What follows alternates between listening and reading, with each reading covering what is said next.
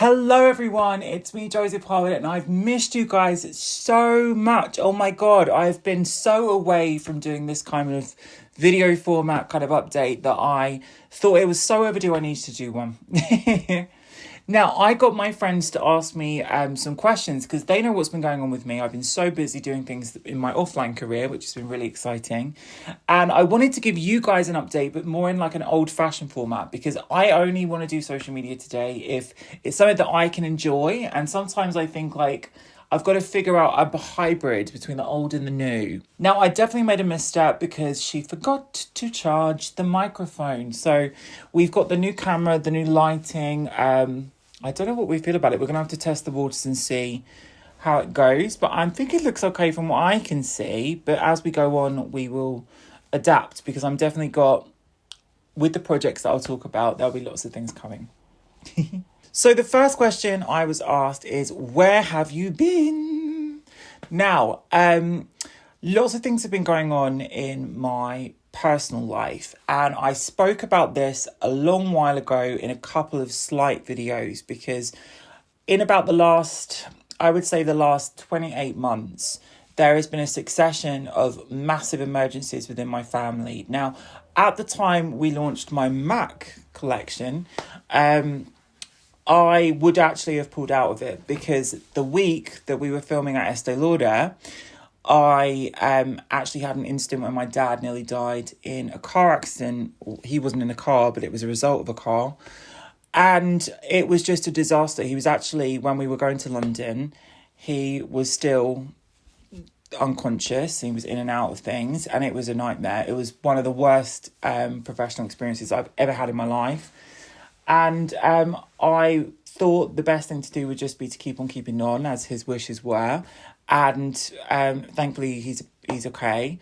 But then, not too long after that, my mum had an accident where she was putting Christmas decorations in the loft. And then the ladder, which is at the top of the stairs in her home, that came down and she went out of the loft, onto the ladder, down the stairs, and literally cracked her foot in half. So it was absolutely shocking, and I had to actually step in, not only as just to putting up to the plate, but I actually had to do sort of injection training and all kinds of different things to really take care of her because it was such an arduous task. It was actually 9 months of recovery, which was really shocking. And obviously, when things like that are going on, you want to just do the things in your job that you can. You can't. Thankfully, I've got a brilliant job, so I get to choose a little bit about what I want to do next.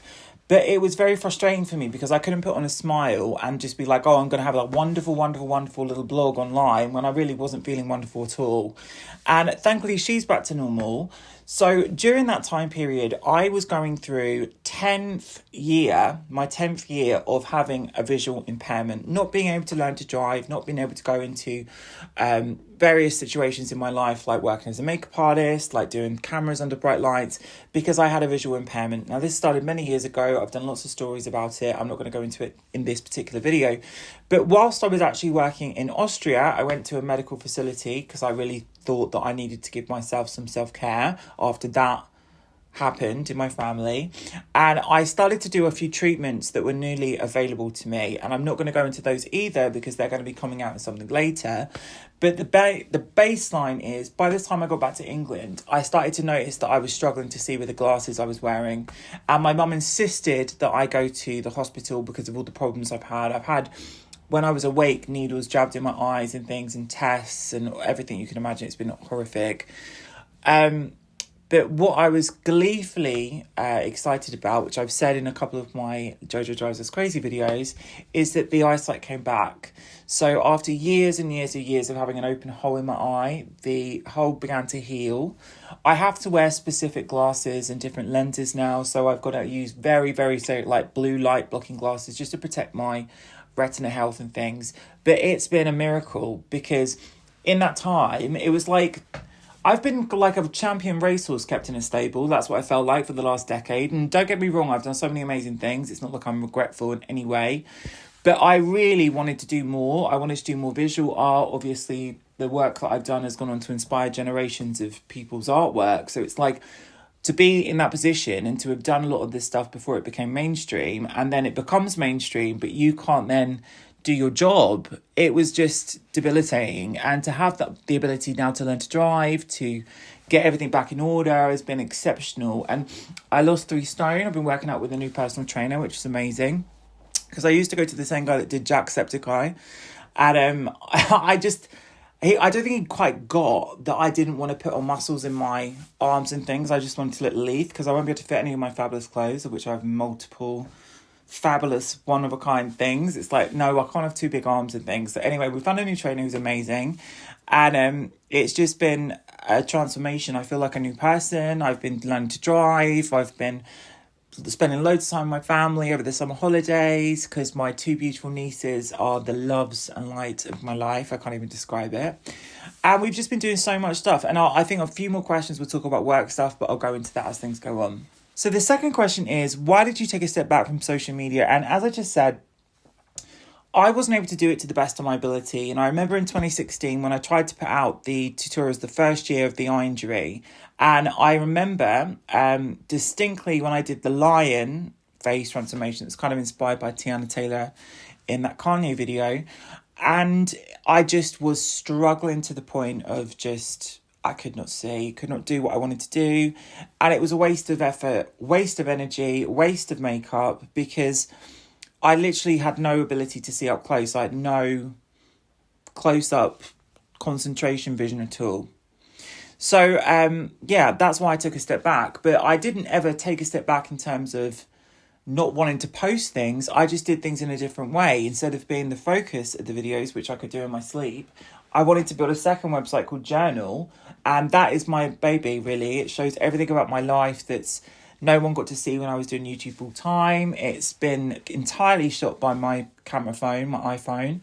I wanted to do something that celebrated LGBT people, that was a protest, that spelled out the word LGBT with lifestyle, growth, beauty and travel. And it's been such a success. We've booked so many travel endorsements through that website. I've been able to travel all around Europe, soon to be Asia is my next step. And it's been a joy. But I've got so much personal stuff on there, vegan recipes, beauty suggestions. All my plastic surgery series is better on there because it's got an article accompanying the videos. So JH Journal, so it's spelled like the word journal with my initials. So JHOURNAL.com. That's been the reason why I'd rather have done that than have gone ahead and done the TikTok campaign I was paid to do, and gone on to TikTok. Because I've done this a few times in my life. I remember like when MySpace changed, I quit. Then when Tumblr became a thing, I didn't do Tumblr.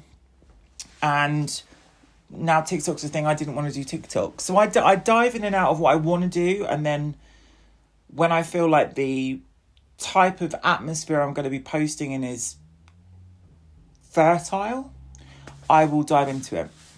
So the third question, which I keep jumping ahead of myself because I'm so eager to actually chat to you guys, but it says, what inspired you to create your own platform instead of relying on social media? It was just that I felt like in the lockdown, when I was watching everyone kind of like get into the live streaming on TikTok and I was looking at all the kind of content, I felt like there was a culture being built where it became okay to be a bit of a bully in your content, to use other people's videos and to react to it, to say things about people in a critical way, to be a talking head in YouTube videos. And I find that to be deplorable. And I think it came out of the back of a bad economy when no one could work and people wanted to find some way of getting some money, and they found that the recipe of that is doing things like reaction content and perhaps picking up on controversial topics that would get more views, would get you more money. I didn't think that that was going to be something that I would be interested in doing. It's not my personality. I'm quite I try and stay in like joyful things because that's when I make things magical in my career. I don't like to be around negativity. So I took a step back for that reason, but I also didn't want to go into business meetings all the time. And because I look well, I'm not saying this in a vain way, I get told this quite often, people don't realise how old I am and that I've been doing this for 20 years. So they assume that I've joined into this social media wave instead of been here since it began. So I got sick of going into business meetings and then them checking my socials and thinking, oh, this person wants to be both the product developer or whatever I'm doing, the consultant, but also is posting makeup tutorials. It wasn't a match. So I chose to do the thing that pays me a lot more. How did building your own platform change your relationship with your audience? Well, I am not someone that is going to sit there analysing my analytics and demographics and working out what I've got to do to go viral. I'm not interested really, because I don't think there is enough that you get from doing that. I'm not just talking about financially. I'm talking about like, I do everything I'm doing, regardless of it being on social media, or I do art all the time in different formats that no one ever will see.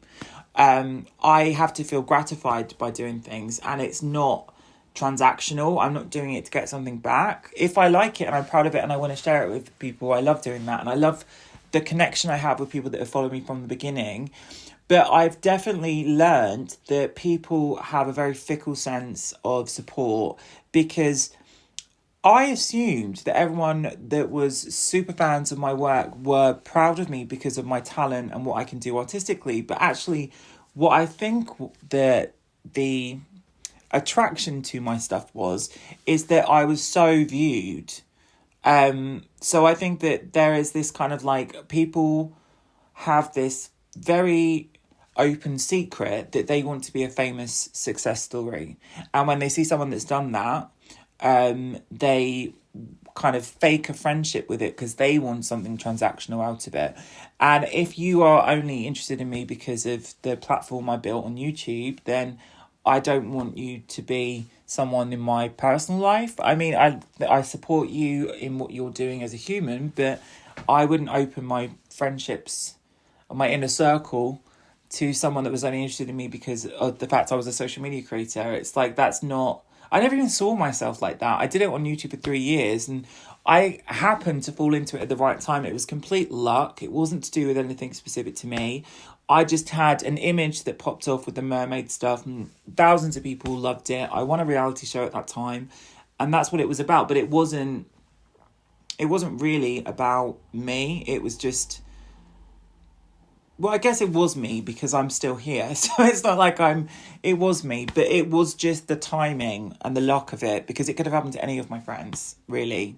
So the next question is, have you been working on a beauty line? What has your journey been like? Now, I am really, really hesitant about what to say because it's all kind of like, we're kind of like at the precipice of it all. But I have been so happy to have been partnered with Latest in Beauty for the last year. I cannot understand how some of this stuff happens to me. I just feel like sometimes I've got some sort of like magical angel around me, which I know I do.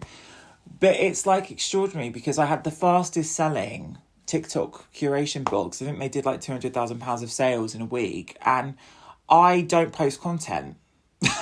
It's like, what the hell? It's just insane. So it's like, when my first box launched and I was baffled, absolutely baffled, because the people that were reviewing it and saying they knew my work and were giving me all these positive results and showing me all the makeup they were doing, they were people I would never have ever imagined being in my audience. And it was a totally different experience to me that taught me a lot about the culture of how people buy makeup today.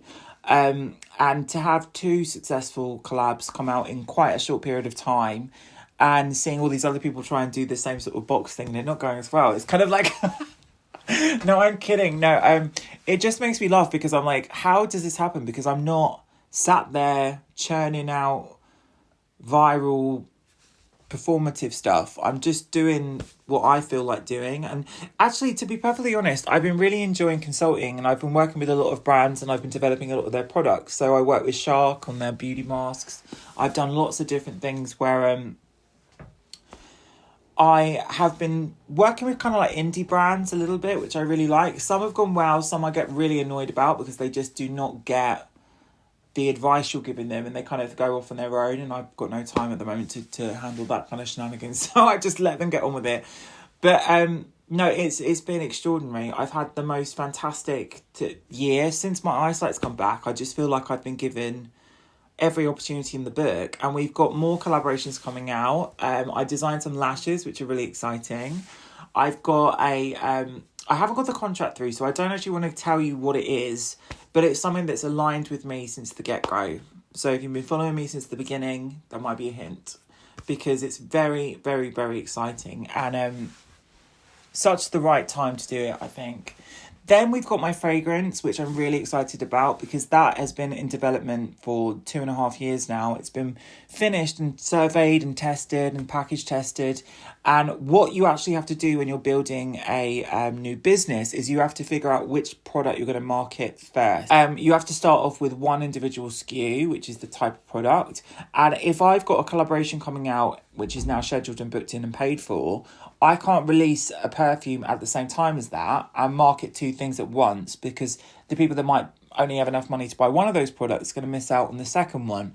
So it's very tricky, because I thought it would be out at the beginning of this year, but then when we had the sellouts with the latest in beauty, it threw a lovely spanner in the works, because it allowed me to do more, but it also put my project on the back burner. But the products are there, everything's paid for and ready to go. It's like I'm ready to give you them. It is phenomenal. We're actually developing the second fragrance at the moment, because the first one, I guess I could just tell you, the first one is the most sexy, gorgeous, fruity phenomena. And the new one we're working on is more like a blood rose vampire. So it's totally amazing. I love perfumery ever since I got my reference to do my biochemistry masters from Roger Dove. I went to train with Quintessence, and Quintessence, Francois from Quintessence, his family were all the way back to ancient times making perfume. It was just extraordinary to learn everything about how to put together fragrances, and Elodie, who worked with me on this particular fragrance, is amazing. So I've just been a very lucky duck and just been going along and doing more and more and more.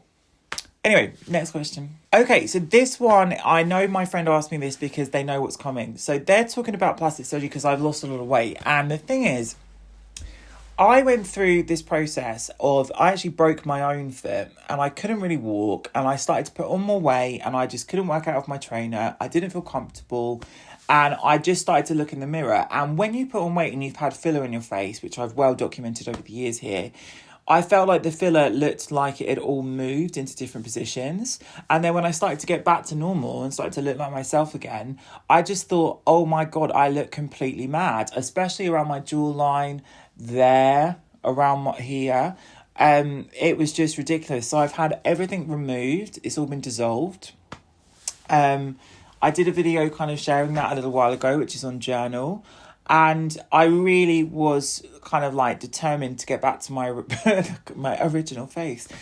But no, I just didn't like it at all. I just thought it looked ridiculous. And I think that I'm so grateful I didn't go with my gut and get things like my nose done and all these weird changes that I wanted to do when I was younger, because I think looking like yourself as you get older is always a new experience. And I feel like much more myself, so much more confident in myself without any of those things. However, saying that, I have been talking about gender identity on my channel since I was yee-high, and I've always been open with the fact that I have totally different hormones and my body grew more feminine than it should have done. So we spoke about this on 5 Awesome Trans in 2007 and 8. So nearly 20 years ago, there was the beautiful Bryce who had Klinefelter. And I remember when we filmed the video talking about this, we were going through the same symptoms and all these kinds of different things. I didn't go into it in great detail, but I wasn't really kind of like open at that stage because I was a little bit younger than everyone on the channel. Not that confident talking about it, thinking my parents are going to watch the video and things. But I never got the opportunity to really have autonomy over my body. And had I not become feminine looking and embraced that kind of lane, I probably would have asked to go on male hormones. If I'm going to be totally honest, now I'm older. I find it very difficult sometimes to be in a grey box and not to have the same support in place that someone would get in other circumstances, because it's one of the most underfunded, spoken about areas of the trans community. It doesn't fall into even the support that's available for trans people, which is limited at best. And I am going through the process now. I've actually just signed a very big contract with a company called Air Sculpt. And we are going to be documenting the process of having all the issues that I think are too feminine removed. Because it was never a choice. If I had the choice, it would have been a different one. And that will be coming on my channel. So I'm really excited to have that. And I'm blessed to get those huge contracts still 20 years in. But it's something that I wanted to do for myself. And it will be my first surgery that's cosmetic, I guess. Even though I don't think it is cosmetic, really. Because it's more about my mental and physical health in the long term. It will be an interesting journey to document. But it's frustrating because you kind of like have to go through a roller coaster of what you want to actually like be and express yourself as to finally get to an adult decision where you're like, none of that shit actually matters. As long as I'm healthy and the people that I love are around me, that's what matters. It's not the things that I thought were important. And because of that, I'm quite excited about it. And it's happening on the 5th of November. Not too long to go. Now, let's go to some quick fire questions because it's been quite deep. But I guess because I haven't done a video for ages, that might be the reason why we're doing the deep ones first. So let's see what my friends have asked me to do. Okay. So what is your holy grail skincare product? Now, I am actually looking at some of my skincare because I've got it all over my house. I'm a complete lunatic and I've just done a clear out because I get sent lots of samples and I work with CW Awards sometimes. And when you go to their awards, you get this massive bundle of stuff. I really, really like the Inky List glycolic stick at the moment. Now, if you guys are unaware of that particular product, they've made a sort of... I think it went viral because they did a liquid format and they said you could use it as a deodorant, which I don't particularly recommend. It can work, but it's not as powerful as a deodorant in the same sense. But they've made it into a stick format. And if you get anything like ingrown hairs or strawberry arms, I sometimes do a little bit here, which I hate. It will remove them. You just literally go zip, zip, zip, like a kind of deodorant, but on skin that... for different reasons, and it basically just smooths out the skin. It's really fabulous and really an amazing product. I love that product at the moment. Would you take foundation or concealer to a desert island? I wouldn't take either. I'd take SPF. Lipstick shade you always feel yourself in. The new version of the Spice lip liner by MAC. Cool Spice, whatever it's called. It's like the Old Spice. Current favourite fragrance. Oh my God, I've gone, like, because I go through these phases where I have to, like, collect everything of something. So if I go through, like, diamonds, I had this phase that, oh my God, my ex, I used to get told off so much. I'd be buying all these, like, stupid product with diamonds in and things. I'd go into, like, auctions and, like, finding diamonds that I liked. But no, I've gone into the perfume madness. Because I'm making my own perfume, I've got to do my research. That's my excuse. I am wearing so many different types of perfumes because all of my old favourites have been cancelled or changed or diluted. My go-to for years was Thierry Mugler Angel. Then I would wear Angel Sucre on top. And then I would wear Amen underneath. And then I would put on top of that Vanilla by Lush. So I'd smell like a fucking cake. A cake from hell. But everyone would be like, oh my God, Joseph Harwood, we can smell Joseph Harwood. Because it was like my signature. It was like the thing. They've taken out all of the ingredients that I like from Angel and Amen. They've got a totally different formula. So I've had to buy back stock of some of them just to get them. And Angel goes off. The one that was done by Clarins, because it's a long story with their history, but Clarins, who I actually got the chance to work with when they launched Aura, I think they took out some of the preservatives because there are older ones that smell better than some of the ones from the Clarins era. But L'Oreal have taken out all the goodies, so it's like they're totally different perfumes. I love Mango Skin, which is by Wilhelm Perfumery.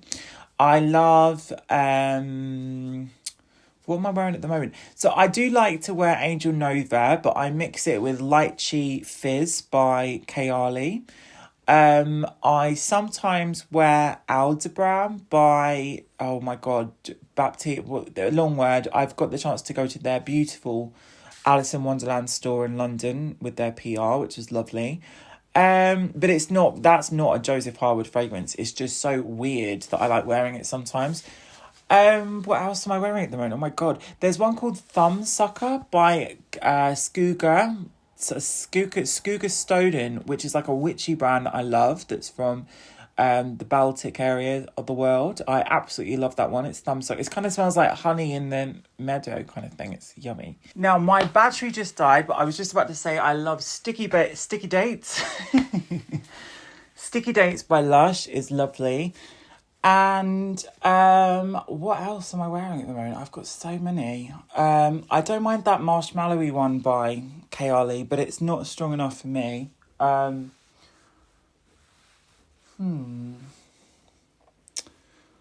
from my own fragrance, they're the ones I'm wearing the most. I'm trying to do like a cherry one at the moment, so I'm using Born to Stand Out and Decent Cherry, but then I'm mixing other things on top of it, so it's a bit more kind of like, has more of a depth, like a Gatto. But I don't think that I've got many that I'm loving as much at the moment. I buy so many and I'm like, oh God, this is not good. And people have such a different perspective of perfume than me, because I'm so used to wearing like a bubble of it around me. But there we go. Drugstore product you swear by. I actually really, really like that Holly Boone Girls foundation. I'm actually wearing it today. I think that's great, that foundation. I'm not mad at it at all. I guess, is that a drugstore one? I guess it kind of is. Most underrated beauty brand in 2025. Underrated. That's a tricky one, because I don't think many are underrated. I think the climate is a bit more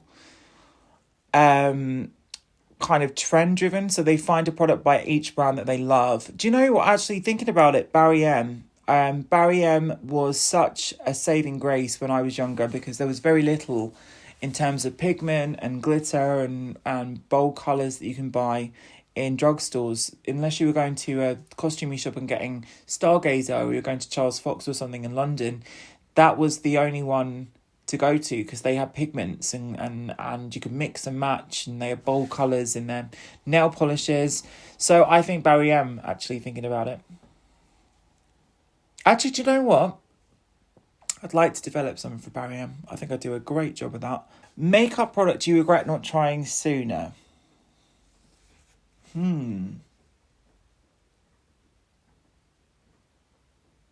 Makeup by Mario. I love their mascara. It's fantastic. And I really like Lady Gaga's makeup. I think she's done a great job with that makeup line. They're all really good formulas, and they are more focused on clean, and they've got fermented arnica in some of the colour for the skin. And I think that's great, because it's really good for the skin. I think that she did a great job, and I didn't think it was going to be as good as it was. I thought it was going to be a little bit generic, but it was quite brilliant. The one step in your routine you never skip. Skincare. Even if I'm rotten drunk, I would not come home and not take off my makeup. I will be on the ball with it. I am a skincare obsessive, and I would love to do more in skincare. I'd love to actually work with a spa and do a proper... This is what I think we should do to create something magical with a skincare kind of like getaway. I think it'd be great. Like, they do face gym at Claridge's. I think that'd be so fantastic. Splurge product that's actually worth it. So I am such a huge fan of the Lima Laser. Now, the Lima Laser is £5,000 for the Pro, and it's the favourite thing I've ever had in my life. It is miraculous. I can't even believe how amazing it makes your skin look. It's like nothing I've ever tried in my life, because I used to be the kid that bought eBay acid peels that were like 25 million times the normal strength and used them on my face. I would be that experimental, and I would be obsessed with skincare and making things that look perfect. And I understood that the ablation, which is when you burn or you scar something, it encourages the skin to heal back smoother. Actually, as you get older, because of the way that skin regrows, it's slower as you get older. The more you actually do these ablation techniques, whether it's CO2 or it's peels, or even to the same extent, not quite the same extent, but derma rollers, they just don't, they don't do what's advertised, and they thin the skin, and people are not protective enough of their skin whilst it's healing. So I used to be a big fan of ablation techniques to get that perfect skin, but now Lima's out, there's no excuse. I think it's well worth the money. It is an investment for the future because it can regenerate the way your skin heals. It really is phenomenal. And if anyone out there has got scars, or they have got issues with their skin, or they've got hair loss, or all different things, even though they don't advertise it for that, you can use it for certain, it can encourage hair growth and things. If you've had hair loss, it's just amazing. It's like nothing I've ever used in my life, and it's no hurt. Doesn't feel like anything. It feels like you're putting a tube across your face or something. Right, final one. A beauty trend you hope never comes back. Probably the Dream Matte Mousse. When everyone was obsessed with that was the worst thing in the world. And then they used to try and like do it in like all these like bigger brands. I think like Clarins had one that was awful. Oh my God, was it Clarins or Clinique? One of them. I think maybe both had one. It was just like the mousse foundation era was just shocking. What kind of lunatic came up with that? And it was so gutting because in the advert, I remember the girl's skin looked so beautiful in the advert. It looked like clouds, airbrushed gorgeousness. Anyway, so that is the end of my Q&A video with all the updates in. I hope you guys can hear it properly. I hope it all comes together right, because it takes... The only thing that I don't like at the moment, let me tell you this, and if you guys can tell me in the comments how to do it, let me know. When I airdrop a big file to my actual laptop or to my iPad Pro, where I do my editing now, it takes so long. Do I just have to grin and bear it, I guess?